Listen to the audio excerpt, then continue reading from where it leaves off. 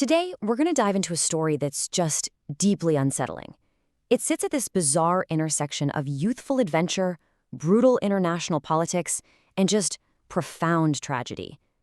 We're talking about the case of Otto Warmbier, a young American college student whose trip to North Korea spiraled into an international mystery that, to this day, has never really been solved. Please, I have made the worst mistake of my life. Just think about that. These were Otto's own words, broadcast to the world from a North Korean courtroom. It's a truly desperate plea, and it really sets the stage for a story that is as heartbreaking as it is confusing. So let's just lay out the basic facts. Otto Warmbier was a 21-year-old American college student. He was bright, adventurous, and he decided to go on a 5-day tour of North Korea. While he was there, he was accused of stealing a propaganda poster, and for that alleged crime, he was sentenced to an absolutely staggering 15 years of hard labor.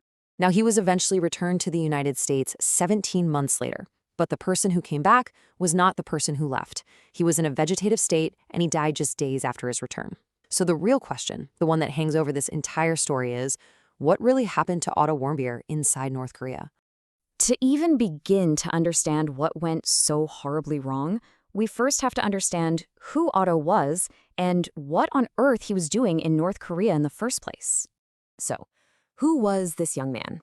Well, by all accounts, Otto Warmbier was one of those kids who had it all. He was popular, incredibly smart, and ambitious guy from Ohio, high school prom king, majoring in finance at a top university. He seemed to have this incredibly bright future ahead of him. And that quote from his graduation speech, it's just chillingly prophetic, isn't it? I wish there was a way to know you're in the good old days before you've actually left them. And you have to look at the incredibly conflicting messages he was getting. On one hand, you have the tour company, Young Pioneer Tours, marketing this trip as this edgy, cool adventure, a party tour to a place your mother would rather you stay away from. They even claimed on their website that it was extremely safe. But on the other hand, you have the U.S. State Department with a huge flashing warning sign, basically saying, do not travel. It's this clash between a commercial sales pitch and a stark political reality.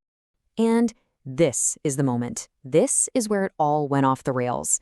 In the early hours of New Year's Day, 2016, after a night of celebrating, North Korean authorities claimed that Otto went into a staff-only area of his hotel and took down a political poster.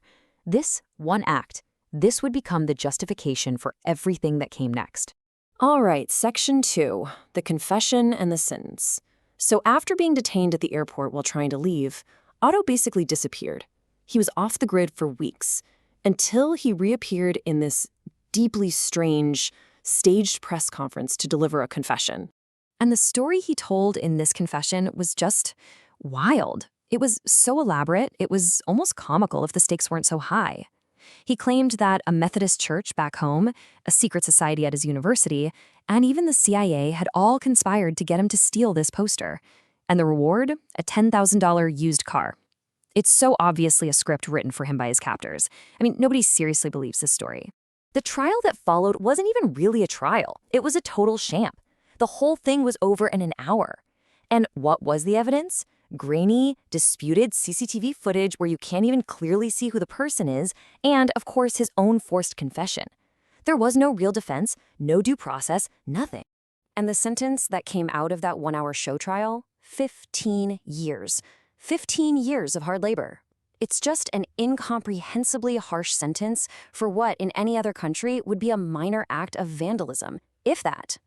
So after that sentence, Otto Warmbier just vanished.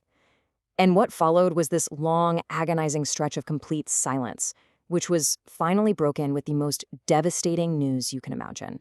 For 17 months, nothing. Complete radio silence.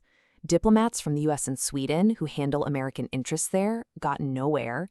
His family had no idea if he was alive or dead. And then suddenly, in June 2017, the news came. Otto was unconscious, and North Korea was sending him home. The state he was in when he arrived back in the U.S. was just horrific. His parents described hearing these inhuman sounds as they walked onto the plane. He had a shaved head, a feeding tube in his nose, he was blind, he was deaf, and his body was just jerking violently. Doctors diagnosed him with something called unresponsive wakefulness, basically a vegetative state caused by a catastrophic brain injury. He never woke up, and just 6 days later, Otto Warmbier died. So, Section 4, the central mystery. What on earth could cause an injury this devastating to a healthy 21-year-old? This is where we get to the absolute heart of the case, and there are several competing and totally contradictory explanations. Okay, let's break down the main theories. First, you have North Korea's story. They claimed you got botulism and then had a bad reaction to a sleeping pill. But U.S. doctors who examined him found zero evidence of botulism, past or present. So that theory doesn't hold water. Then you have his family's claim. They were convinced he was physically tortured, saying his teeth looked like they'd been rearranged with pliers and pointing to a large scar on his foot. But the coroner's report found no evidence of dental trauma, and that scar couldn't be explained. And finally, there's the medical finding, which is that he suffered a massive brain injury from a lack of oxygen. But the big question mark is what caused that lack of oxygen in the first place. The official medical term for what happened to him is anoxic encephalopathy. And what that really means, in simple terms, is that his brain was starved of oxygen for a significant period of time, which led to the widespread, irreversible death of brain tissue. So how does something like this happen? Well, first, some event, and this is the big mystery, causes the heart and breathing to stop. That's a cardiopulmonary arrest. When that happens, the oxygen supply to the brain is completely cut off. And without oxygen, brain cells start to die very quickly, causing this extensive global damage. Now, here's a really critical piece of the medical evidence. Scans of Otto's head showed no skull fractures. And maybe even more importantly, the damage to his brain was uniform. It was everywhere. That pattern just isn't consistent with repeated physical beatings to the head, which would typically cause more localized damage, not this kind of global injury. So whatever the precise medical cause, Otto's personal tragedy quickly became something much bigger. He became a pawn in a very high-stakes geopolitical game between the United States and North Korea. Initially, the U.S. government came out swinging. President Trump adopted the family's narrative completely, stating very clearly that Otto was tortured beyond belief. And that statement, as you can imagine, dramatically ratcheted up the tension with Pyongyang. But then, in a pretty stunning reversal, after a series of diplomatic summits with Kim Jong-un, Trump's tune completely changed. He said he took Kim at his word that he didn't know about what happened to Otto. This complete 180 really shows how Otto's story was used and manipulated to fit whatever the political agenda of the moment was. And that's really what he became, right? A symbol and a bargaining chip. For North Korea, he was a hostage, a propaganda win, and maybe something to trade for sanctions relief. And for the U.S., his tragic death was a powerful way to paint the Kim regime as fundamentally barbaric, justifying a much harder line against them.